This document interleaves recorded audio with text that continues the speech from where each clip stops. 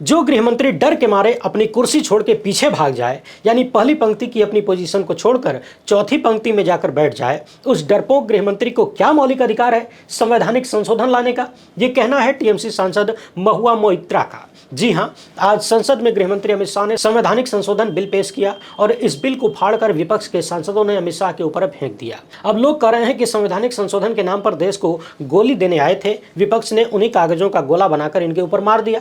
इस मुद्दे पर गृहमंत्री अमित शाह ने क्या कुछ कहा है और जो कहा है उसके पीछे कितना लंबा चौड़ा खेल है, सवाल है, विवाद है, एकदम आसान भाषा में इसका पोस्टमार्टम करेंगे। उधर शशि थरूर को लेकर लोगों के मन में जो थोड़ा बहुत संदेह था वो आज उन्होंने दूर कर दिया कि वो किसके पाले में है। पश्चिम बंगाल के मुख्यमंत्री ने इस संशोधन बिल को लेकर बेहद गंभीर बातें कही हैं, बहुत ही बड़ा आरोप लगाया है, सुपर इमरजेंसी तक कह दिया है। और इसी बीच एक चर्चा ये भी चलने लगी है कि नीतीश और नायडू आखिर किस हद तक देश के संविधान को, लोकतंत्र को और संवैधानिक संस्थाओं को, व्यवस्थाओं को बर्बाद करने में गुजराती जोड़ी का साथ देंगे। जबकि ऐसे तमाम उदाहरण उपलब्ध हैं कि जो लोग भी इनकी कुल्हाड़ी में हत्थे की तरह बने, इन्होंने सबको काट दिया। तो नीतीश और नायडू के मामले पर भी थोड़ी सी चर्चा करेंगे। पिछली वीडियो में भी हमने इस बिल के बारे में एकदम आसान भाषा में पूरी कहानी आपको बताया था, नहीं देखे हैं तो इसे जरूर देख लीजिएगा। अब यहाँ चर्चा ये करेंगे कि क्या दिया बुझने से पहले भभक रहा है। आगे बढ़ने से पहले आप सभी से एक छोटी सी अपील है, पहली बार है तो चैनल को सब्सक्राइब करके घंटी बजा दीजिए टन से।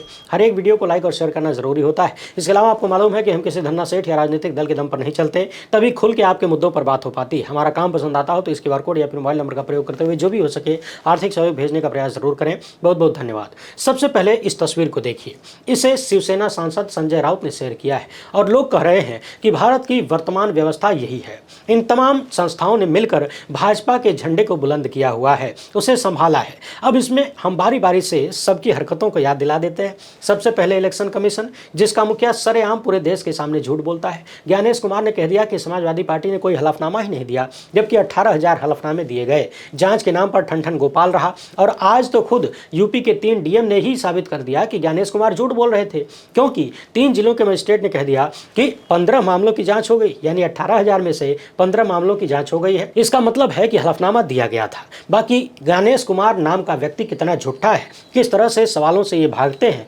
देश को टोपी पहनाते हैं, पिछले दिनों हमने लगातार इस पर चर्चा किया है। अब आ जाइए जुडिशरी पर। चुनाव आयोग के आयुक्तों की नियुक्ति का मामला कई महीने पहले वहां गया था। जस्टिस सूर्यकांत के पास सुनवाई के लिए समय नहीं था, उन्होंने कह दिया कि होली बाद सुनवाई करेंगे। अब तक हुजूर की होली आई नहीं। इसके अलावा जितने भी चुनाव संबंधी मामले सुप्रीम कोर्ट में जाते हैं उनका हश्र क्या होता है हम सबने देखा है। साल 2019 के चुनाव के बाद जो मामले सुप्रीम कोर्ट गए थे उन पर 2024 के लोकसभा चुनाव के दौरान सुनवाई हो रही थी। और सोचिए ये कितना हास्यास्पद है कि दुनिया के सबसे बड़े लोकतंत्र में एक तरफ चुनाव चल रहा है और दूसरी तरफ सुप्रीम कोर्ट में सुनवाई हो रही है कि वोटिंग मशीन से होगी या बैलेट पेपर से। और अब तो उसी सुप्रीम कोर्ट में मशीन की गड़बड़ी भी पकड़ी जा चुकी है। जब जांच हुई तो रिजल्ट ही पलट गया। पूरी दुनिया ने देखा कि किस तरीके से चंडीगढ़ के मेयर इलेक्शन में भाजपा के लोगों ने डकैती डाली और सुप्रीम कोर्ट ने उसको भी पकड़ा। मगर इतना सब कुछ होने के बाद भी न्यायपालिका से लोकतंत्र को लूटने वालों पर कोई प्रहार नहीं होता है, कोई पाबंदी नहीं लगाई गई। और इस तस्वीर में बाकी ऊपर की जो 3 चीजें हैं, ईडी, सीबीआई, इनकम टैक्स, इनका तो पिछले 11 साल से बस एक ही काम ही दिखता है, विपक्ष निपटाओ अभियान। देश में बड़े बड़े कांड हो रहे हैं, बहुत सारे आरोप लग रहे हैं, अमेरिका तक से खुलासे हो रहे हैं, वहां ये सब बिल्कुल नजर नहीं आते। ये खाली विपक्ष के नेताओं के यहाँ नजर आते हैं, वो भी तब तक जब तक कि वो विपक्ष का नेता भाजपा न ज्वाइन कर ले। यानी ये जांच एजेंसियां भाजपा के लिए नेता ज्वाइन कराने के ठेकेदार बन गई हैं, वो भी भ्रष्टाचारी नेताओं को ज्वाइन कराने की। अब समझने वाली बात यह है कि आज संसद में अमित शाह ने जो संशोधन बिल पेश किया उसे लेकर सबसे बड़ा डर यही है और सबसे बड़ा सवाल यही है कि जिस तरीके से ये केंद्रीय जांच एजेंसियां लगातार विपक्ष के नेताओं को टारगेट करती रही हैं, मुख्यमंत्रियों तक को जेल भेजा। ऐसा कानून बनने के बाद तो जब चाहे किसी भी राज्य के किसी भी पार्टी की सरकार को, उसकी बागडोर को मोदी और अमित शाह अपने हाथ में ले सकते हैं। किसी भी मंत्री, मुख्यमंत्री को उठाकर जेल में डाल दो, 1 महीने तक जेल में रखो, उसकी कुर्सी चली जाएगी। अब इसे लेकर गृहमंत्री अमित शाह ने ट्विटर पर क्या लिखा है जरा उसको देखिए। इनका कहना है कि देश में राजनीतिक भ्रष्टाचार के विरुद्ध, एक शब्द को ध्यान से सुनिएगा, अमित शाह लिख रहे हैं कि देश में राजनीतिक भ्रष्टाचार के विरुद्ध मोदी सरकार की प्रतिबद्धता और जनता में आक्रोश आक्रोश को देखकर आज मैंने संसद में लोकसभा अध्यक्ष जी की सहमति से बिल पेश किया। इससे होगा ये कि महत्वपूर्ण संवैधानिक पद जैसे प्रधानमंत्री, मुख्यमंत्री, केंद्र और राज्य के मंत्री जेल में रहते हुए सरकार न चला पाएं। हाल फिलहाल की घटना याद दिला दें, दिल्ली के पूर्व मुख्यमंत्री अरविंद केजरीवाल जब जेल में थे तो जेल से ही सरकार चला रहे थे। भाजपा वाले दिन रात कहते थे कि जेल से सरकार कैसे चला रहे, नहीं चलाना चाहिए, मगर ये अपना दबाव बनाकर इस्तीफा ले नहीं पाए। इसलिए शायद अब चाहते हैं कि एक ऐसा हथियार बन जाए जिससे किसी भी मंत्री मुख्यमंत्री को डरा के धमका के अपनी मुट्ठी में रखा जाए। वैसे इन्होंने जो कारण बताया है कि राजनीतिक भ्रष्टाचार के विरुद्ध इनकी सरकार प्रतिबद्ध है, तो सवाल यह बनता है कि जिन जिन पर भ्रष्टाचार के आरोप लगाया सबको तो चुन चुन कर अपनी पार्टी में शामिल करा लिया। महाराष्ट्र में अजीत पवार भाजपा सरकार में डिप्टी सीएम है। असम के मुख्यमंत्री हेमंत बिस्वा शर्मा पर यही अमित शाह बाकायदा भ्रष्टाचार का बुकलेट जारी कर चुके थे, कितना बड़ा भ्रष्टाचारी बताते थे, फिर उन्हें भाजपा में शामिल करके मुख्यमंत्री बना दिया, अब सबसे लाडले कहे जाते हैं। महाराष्ट्र में लगभग आधा दर्जन नाम ऐसे हैं जो विपक्ष में रहते हुए भ्रष्टाचारी हुआ करते थे, फिर राजनीतिक भ्रष्टाचार के विरुद्ध मोदी सरकार की प्रतिबद्धता सामने आई और जनता के आक्रोश को देखते हुए उन्होंने तमाम भ्रष्टाचारी नेताओं को अपनी पार्टी में शामिल करवा लिया या फिर उनकी पार्टी से गठबंधन कर लिया। और सुनिए, बात ही कितनी बड़ी बड़ी कर रहे हैं। लिखा है कि इस बिल का उद्देश्य है सार्वजनिक जीवन में गिरते जा रहे नैतिकता के स्तर को ऊपर उठाना और राजनीति में शुचिता लाना। अब बताइए, ऐसे ऐसे लोग नैतिकता की बात कर रहे हैं। कोविड के दौरान प्रधानमंत्री ने पीएम केयर फंड बनाया, न जाने कितने हजार करोड़ या लाख करोड़ चंदा जुटा लिया, जबरदस्ती लोगों के खातों से पैसा उड़ा दिया और सारा पैसा बटोर के खा पी के चट कर गए, डकार भी नहीं लिया। और ये बात इसलिए कही जाती है क्योंकि हिसाब नहीं देते। हिसाब मांगने पर कहते हैं कोई सरकारी फंड थोड़ी ना है, प्रधानमंत्री के नाम पर खाता खुलता है और प्रधानमंत्री ही प्राइवेट हो गया। वैसे बात तो सही है, प्रधानमंत्री प्राइवेट न होते तो प्राइवेट लोगों की कंपनियों का प्रचार थोड़ी न करते। मगर जरा सोचिए, जो लोग दिन रात झूठ बोलते हैं, जो खुद ही 15 लाख का भरोसा देके उसे जुमला बता देते हैं, वो सार्वजनिक जीवन में नैतिकता की बात कर रहे हैं और उसे ऊपर उठाने की बात कर रहे हैं। इलेक्टोरल बॉन्ड का खुलासा होने के बाद भी, इतना लंबा चौड़ा भ्रष्टाचार पकड़े जाने के बाद भी भला कैसे कोई इस तरह की बातें लिख सकता है। मगर आप तो जानते हैं कि अमृतकाल चल रहा है और भाजपा के लोग कुछ भी कर सकते हैं, कुछ वो कर सकते हैं, यहाँ गिरने की कोई हद नहीं है। लिख रहे हैं कि कोई भी व्यक्ति गिरफ्तार होकर जेल से प्रधानमंत्री, मुख्यमंत्री या फिर अन्य मंत्री के रूप में शासन नहीं चला सकता। संविधान जब बना तब इसे बनाने वालों ने यह कल्पना भी नहीं किया था कि भविष्य में ऐसे राजनीतिक लोग भी आएंगे जो हिरासत से पहले नैतिक मूल्यों पर इस्तीफा नहीं देंगे। पिछले कुछ सालों में ऐसी आश्चर्यजनक स्थिति उत्पन्न हुई कि लोग इस्तीफा दिए बिना जेल से सरकार चलाते रहे, यानी कहीं न कहीं अरविंद केजरीवाल की तरफ इशारा है। अब जरा सोचिए, ये कितना आसान जुगाड़ है कि जिसकी सरकार गिरानी है, जिसको पद से हटाना है, उसे अपनी जांच एजेंसी भेजकर गिरफ्तार करवाओ, 30 दिन जेल में रखो, इसके बाद उसकी कुर्सी चली जाएगी। लोग ये भी सवाल करने लगे हैं कि ये वाला जुगाड़ इतना लेट काहे लाए अमित शाह जी? अरे 2014 में ही ला दिए होते, अब तक तो पूरे देश में बहुत पहले ही आपकी सरकार होती, पूरे मुल्क में। विपक्ष की सरकार तो छोड़िए, विपक्ष का कोई नेता भी नहीं बचता, सब भाजपा में होते। अमित शाह बता रहे हैं कि 30 दिन के अंदर आरोपी राजनेता को जमानत लेने का प्रावधान है। अगर वो 30 दिन में जमानत नहीं लेते, यानी उनको जमानत नहीं मिल पाती है, तो 31वें दिन वो अपने पद से हट जाएंगे, उनको हटा दिया जाएगा और जब जमानत मिलेगी तो दोबारा अपने पद को संभाल सकते हैं। अब आप यहीं से अंदाजा लगा लीजिए कि जमानतों की हालत पिछले 11 साल में कैसी रही है। जहाँ राजनीतिक विचारधारा मैच नहीं करती, दूसरे समुदाय का होता है, दूसरी पार्टी का होता है, उन्हें 5-5 साल तक जमानत नहीं मिल रही है। तो जिन विपक्ष के नेताओं को टारगेट करके गिरफ्तार करवाया जाएगा, क्या सीबीआई, ईडी जैसी एजेंसियां उन्हें जमानत लेने देंगी, मिलने देंगी? ये लोग तो कुछ भी करके जमानत रुकवा देते हैं, तमाम झूठ झपाट बोल के भी कई साल तक जमानत नहीं होने देते। बाकी न्यायपालिका का रवैया इन मामलों में कैसा है वो बताने की जरूरत तो है नहीं, लगातार बताते ही हम आपको। अमित शाह पूछ रहे हैं कि अब देश की जनता को तय करना है कि जेल में रहकर किसी मंत्री, मुख्यमंत्री या प्रधानमंत्री द्वारा सरकार चलाना उचित है क्या? मगर सवाल यह है कि क्या अमित शाह जवाब देंगे कि तमाम भ्रष्टाचार के आरोपों में रहकर बेशर्मी से पद पर बैठे रहना भी क्या उचित है? जब आप पीएम केयर फंड का हिसाब नहीं दे सकते, इलेक्टोरल बॉन्ड की लूट का हिसाब नहीं दे सकते, तमाम योजनाओं में भ्रष्टाचार का हिसाब नहीं दे सकते, राफेल के घोटाले का हिसाब नहीं दे सकते, तो फिर आप पद पर क्यों बैठे? जब आए दिन आपका झूठ पकड़ा जाता है तो इस्तीफा दे दीजिए हुजूर। क्या नैतिकता इतनी मर चुकी है? वैसे इस सवाल का जवाब आप सबके पास है। संसद में गृहमंत्री ने जब इस बिल को पेश किया तो विपक्ष के सांसदों ने उसे फाड़ के अमित शाह के ऊपर फेंक दिया, गोला बनाकर उनके ऊपर फेंक दिया। टीएमसी सांसद महुआ मोइत्रा ने कहा कि जो गृहमंत्री अपनी कुर्सी छोड़कर चौथी पंक्ति में जाकर बैठ जाए, यानी आज अमित शाह पहली वाली पंक्ति छोड़कर चौथी पंक्ति में जाकर बैठ गए थे। इनका कहना है, महुआ मोइत्रा का कहना है कि जिसकी इतनी हिम्मत न हो कि वो अपनी चेयर से संवैधानिक संशोधन बिल को प्रस्तुत कर सके, इतना डर जाए, उसे क्या नैतिक अधिकार है ऐसा बिल पेश करने का? महुआ मोइत्रा कह रही हैं कि अमित शाह डर के मारे चौथी पंक्ति में जाकर बैठ जा रहे हैं। जो डर गया समझो मर गया।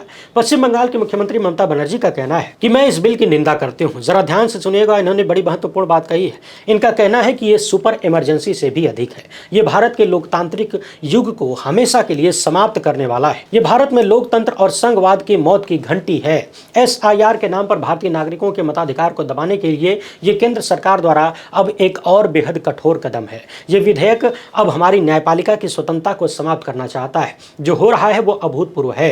ये भारतीय लोकतंत्र की आत्मा पर हिटलरी हमले से कम नहीं है। ये विधेयक न्यायपालिका को उसकी भूमिका से वंचित करना चाहता है। यह लोग एक ऐसा शासन स्थापित करने का डरावना प्रयास कर रहे हैं जहां न्यायिक जांच को चुप करा दिया जाए, संवैधानिक सुरक्षा उपायों को खत्म कर दिया जाए और लोगों के अधिकारों को रौंद दिया जाए। इसी तरह सत्तावादी शासन, यहां तक के इतिहास में फांसीवादी शासन भी सत्ता को मजबूत करते रहे हैं। न्यायालय को कमजोर करना लोगों को कमजोर करने के बराबर है। यानी पश्चिम बंगाल के मुख्यमंत्री का साफ साफ ये कहना है कि यह संविधान संशोधन विधेयक संघवाद, शक्तियों के बंटवारे और न्यायिक समीक्षा पर प्रहार है। ऐसा सिद्धांत जिन्हें संसद भी रद्द नहीं कर सकती है, उनके खिलाफ है ये सब कुछ। अगर ये पारित हो गया तो ये संवैधानिक शासन के लिए मौत का वारंट होगा। मौत का वारंट संवैधानिक शासन के लिए। उधर एक चर्चा शशि थरूर को लेकर भी हो रही है। इस संशोधन को लेकर जब एक पत्रकार ने उनसे सवाल किया कि जो संशोधन बिल पेश किया गया है इस पर क्या कहेंगे, तो शशि थरूर ने कह दिया कि यदि आप 30 दिन तक जेल में हो तो क्या आप मंत्री रह सकते हैं। ये तो कॉमन सेंस की बात है,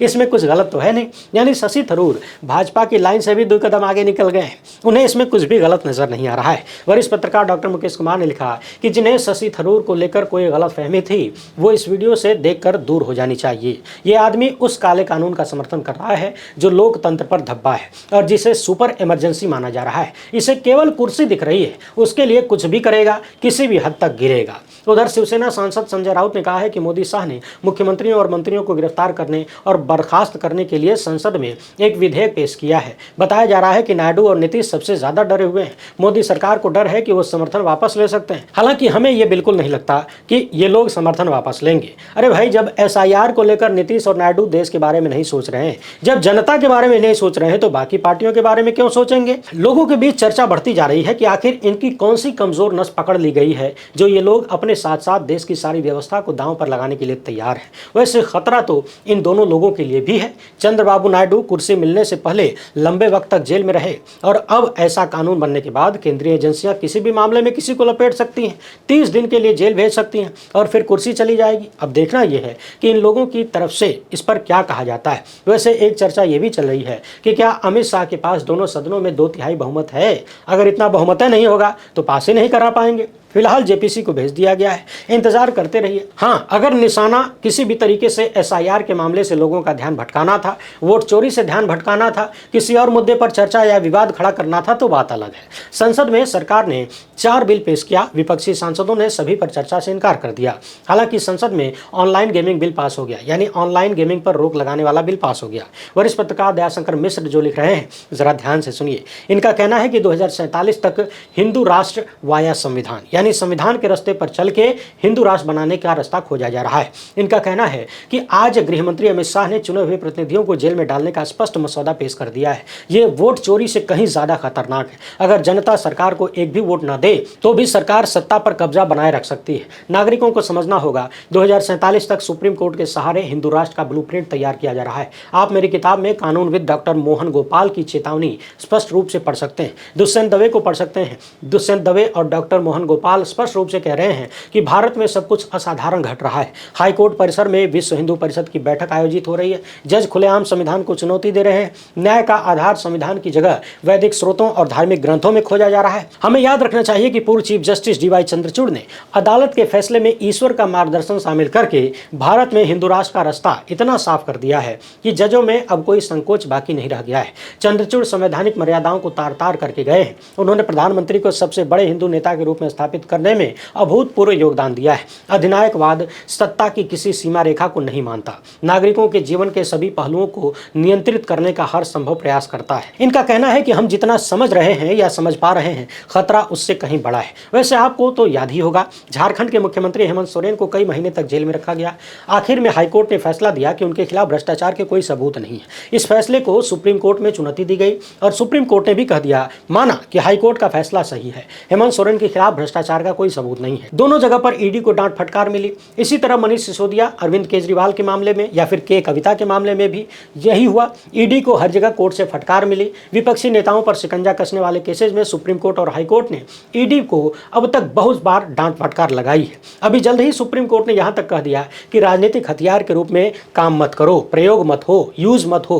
अब जरा सोचिए, महज आरोपों के आधार पर किसी को उठाकर जेल में डाल दिया जाए और 30 दिन तक जेल में रखा जाए तो कुर्सी चली जाएगी। कितना आसान हो जाएगा गुजराती जोड़ी के लिए विपक्ष की तमाम सरकारों को गिराना, उनकी सत्ता को लूटना। वैसे भी बहुत कठिन नहीं रहा है अब तक, तभी तो तमाम सरकारें गिराई गई। अब और ज़्यादा आसान हो जाएगा यदि ऐसा कानून बन जाता है तो। वैसे आप इस पर क्या सोचते हैं? अपनी राय कमेंट बॉक्स में ज़रूर लिखिएगा। पहली बार है तो चैनल को सब्सक्राइब करके घंटी बजा दीजिए टन से। हमसे जुड़ने के लिए बहुत बहुत धन्यवाद।